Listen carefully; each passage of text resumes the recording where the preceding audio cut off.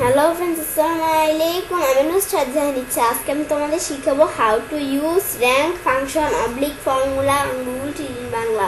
অর্থাৎ আজকে আমি তোমাদের শিখাবো কিভাবে আমরা র্যাঙ্ক ফাংশন অথবা ফর্মুলা ইউজ করতে পারি আমাদের গুগল শিটের উপর। তাহলে চলো এখন আমরা কাজটা করে তো করার জন্য আমরা আমাদেরকে ইনিমাইজ করি। ইনিমাইজ করার পর এখন আমরা আমাদের গুগল ক্রোম ব্রাউজারটা ওপেন করি। গুগল ক্রোম ব্রাউজারটা ওপেন করার পর এখন আমরা আমাদের কাজটা করার জন্য কী করবো, এখন আমাদের কাজটা করার জন্য প্রথমে আমাদের এই যে এখানে আমি আজকে তোমাদের এই যে র্যাঙ্ক ফাংশন এবং আমাদের র্যাঙ্ক অ্যাভারেজ ফাংশন এবং র্যাঙ্ক ইকুয়েশন এই তিনটা ফাংশনের বিষয়ে দেখাবো। এখন দেখার জন্য আমি প্রথমে ক্লিক করি। ব্যাস এখন আমরা প্রথমে র্যাঙ্ক ফাংশনের বিষয়ে দেখার জন্য প্রথমে আমরা আমাদের ইকুয়াল দেওয়ার পরে আমরা আমাদের এখান থেকে দেখবো র্যাঙ্ক ফাংশন। বেশ এখন আমরা আরে লিখি, তাহলে র্যাঙ্ক ফাংশন এসে বললো। আসার পরে এখন এই যে আমরা র্যাঙ্ক ফাংশনে ক্লিক করি। করার পরে প্রথমে আমরা এই যে সেলস অ্যামাউন্ট, আমরা প্রথমে এই যে এখানে আমাদের সেলস অ্যামাউন্টটা সিলেক্ট করি। করার পরে এখন আমরা সেলস অ্যামাউন্ট সিলেক্ট করার পর এই যে আমরা প্রথমে একটা সেলস অ্যামাউন্ট সিলেক্ট করবো, পর কমা দিয়ে আমরা একাধিকবার এই যে সেলস অ্যামাউন্টগুলো সব সেলস অ্যামাউন্টগুলো আমরা সিলেক্ট করবো। সিলেক্ট করার পর আমরা কমা দেওয়ার পর আমরা কি আমাদের যে বিষয়টা আসবে এই সেলস অ্যামাউন্ট, যে আমাদের যে র্যাঙ্কটা আসবে, র্যাঙ্ক ফাংশনের ভিতরে যে রেজাল্টগুলো আসবে এগুলো কি অ্যাসেন্ডিং অনুসারে নাকি ডিসেন্ডিং, আমরা দিব অ্যাসেন্ডিং। তাই আমি অ্যাসেন্ডিং দিয়ে আমাদের একটা ডিলেট হয়েছে। পরে আমরা আসবে দেই, পরে আমরা যদি এন্টার দেওয়ার পর এখন আমরা এই র্যাঙ্কগুলো টান দেই। এখন এই যেটা আমরা এখান থেকে রিজেক্ট সাজেশন আমরা কোনটা দিব, আমাদের অটোফিল থেকে রিজেক্ট সাজেশন আমরা একটা দিলেই হচ্ছে। ব্যাস এখন আমরা পরেরটা আমাদের টান দিয়ে দেখি। ব্যাস এবার যখন টান দেওয়ার পরে কিন্তু আমাদের বিষয়টা এখানে কপি হয়ে গেছে। কি আমাদের কপি হয় না, মানে বিষয়টা আমাদের এখানে রেজাল্টটা কিন্তু আমাদের সঠিকভাবে আসে না। কীভাবে সঠিকভাবে আসে না, কারণ এই যে এখানে কিন্তু বিষয়টা কপি হয় না, কিন্তু এটা রেজাল্টটা সঠিকভাবে আসে না।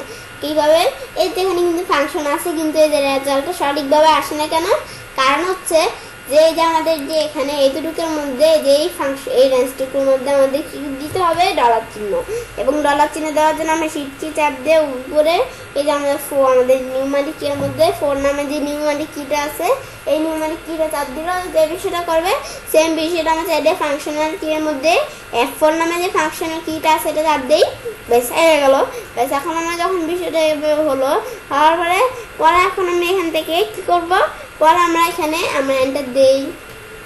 এন্টার দেওয়া আমাদের 1 আসছে। এখন 1 আসার পর যদি আমরা বাকিগুলো রান দেই,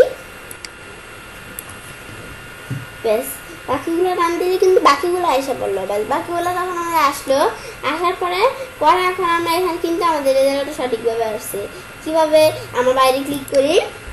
ব্যাস ক্লিক করার পরে এখন বিষয়টা কি, আমাদের সবার প্রথমে যে আমাদের সেলস অ্যামাউন্ট, আমাদের সবার প্রথমে ছোট যে সেলস অ্যামাউন্ট আছে এই সেলস অ্যামাউন্টটা আমাদের এখানে কি আসছে, মানে বিষয়টা কি, আমরা এখান থেকে আমরা প্রথমে এই বিষয়টা দেখি।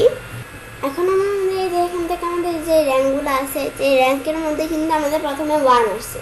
তাহলে আমাদের যেহেতু অ্যাসেন্ডিং তাহলে অ্যাসেন্ডিং অনুসারে আসছে। তাই ওখানে আমাদের বিষয়টা কি, আমাদের সবার ছোট যে অ্যামাউন্টটা আছে এটা আমাদের যত র্যাঙ্কে নিছে আমাদের এখান থেকে এটার জন্য এটা আমাদের র্যাঙ্ক ধরো এখানে কত দেখছে, কত আমাদের রেজাল্ট এখানে কত আসছে, এই র্যাঙ্কটা আমাদের কত আসছে, এটা আমাদের সবার কম যে সেলস অ্যামাউন্টটা এটা আমাদের র্যাঙ্ক আসছে 1, আমাদের এই যে র্যাঙ্ক আসছে 1। আর এই যে এখন আমরা আবার বড় যে অ্যামাউন্টটা এই যে আমাদের 35 লক্ষ, এখন এই অ্যামাউন্টটা এখানে কত আসছে আমাদের এখান থেকে 6। বিষয়টা এভাবে আমরা দেখার পরে আমাদের এটার র্যাঙ্ক আসছে 6।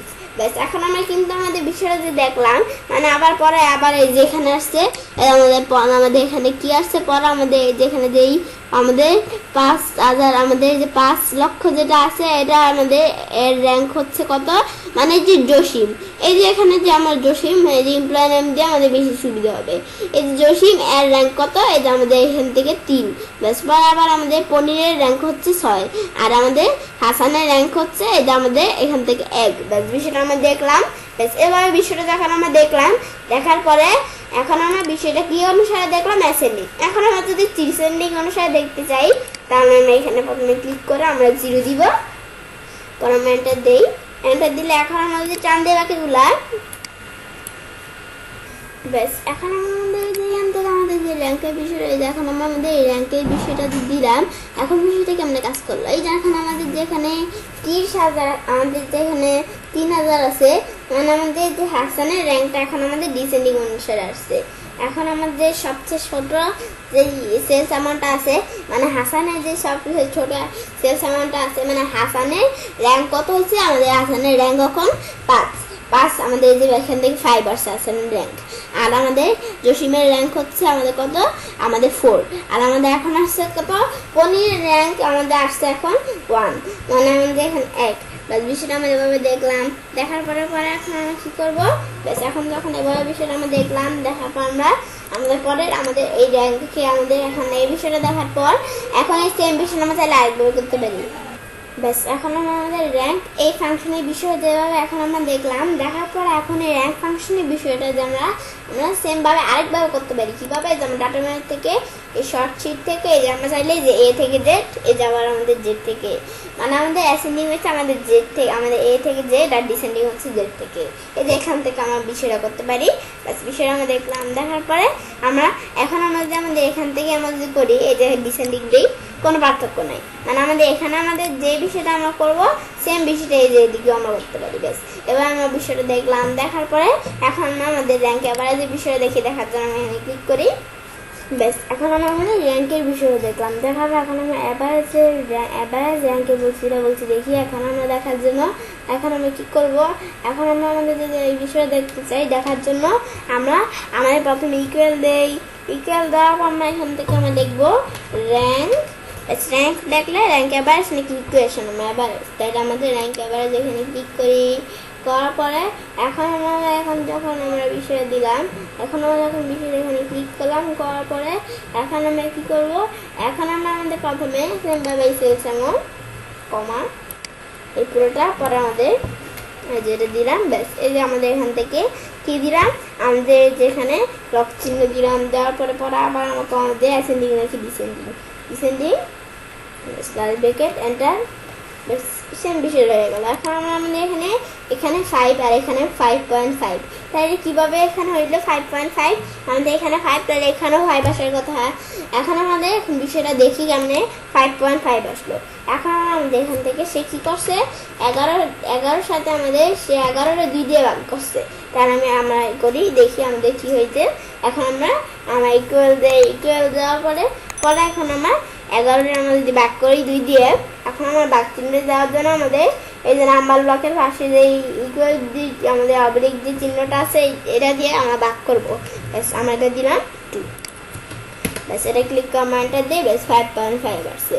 এই বিষয়টা আমরা দেখলাম, দেখার পর ব্যাস এখন আমরা এই বিষয়টা দেখলাম, দেখার পরে এখন আমরা এই বিষয়টা দেখার পর এখন আমরা কী করবো, এখন আমরা আমাদের এই যে র্যাঙ্ক অ্যাভারেজের বিষয় যখন দিলাম হয়ে গেল, হওয়ার পরে এখন আমরা এই যে এই র্যাঙ্ক অ্যাভারেজের বিষয়টা হয়ে গেল, হওয়ার পর এখন আমরা র্যাঙ্ক ইকুয়েশনের বিষয় দেখবো। দেখার জন্য আমরা এখানে ক্লিক করি, আমরা ইকুয়াল দেওয়ার পর এখন আমরা লিখবো র্যাঙ্ক, এই যে আমরা র্যাঙ্ক লেখার পর আমাদের ইকুয়েশন, এই যে আমরা র্যাঙ্ক ইকুয়েশন দিলাম, দেওয়ার পরে আমাদের এই যে প্রথমে সেলস অ্যামাউন্ট কমা, আবার এই যে পুরো সেলস অ্যামাউন্টগুলা, বেশ পরে আবার আমরা এখানে কমা দিয়ে ডিসেন্ডিং ব্র্যাকেট এন্টার।